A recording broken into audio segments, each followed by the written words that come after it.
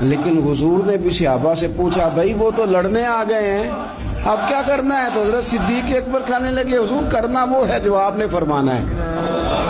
حضرت عمر کہنے لگے حضور تلواروں کو تو زنگ لگ گیا ہے۔ اور جناب علی شیر خدا مرتضی مشکل کشا غلعتا، مولا کائنات فرمانے لگے حضور علی اور تلوار یہ تو رشتہ ہی بڑا پرانا ہے، تیاری کریں۔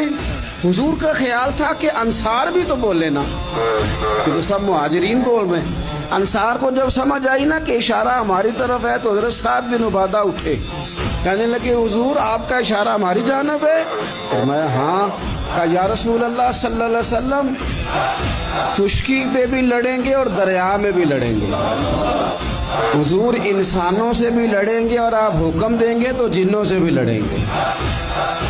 وہ بیٹھے تو حضرت مقداد اٹھے اور کمال کر دی، کہنے لگے یا رسول اللہ آپ ہم سے ارادہ پوچھ رہے ہیں؟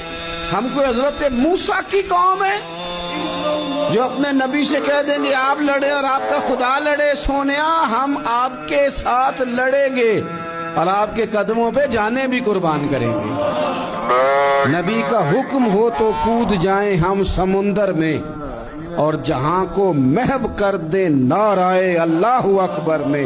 نہتے 313 بشر شوق شہادت میں نکل آئے تھے میدان میں محمد کی قیادت میں، نہ تیغ و تیر پہ تکیہ نہ خنجر پہ نہ بھالے پر، بھروسہ ہے تو ایک سادی سی کالی کملی والے پر۔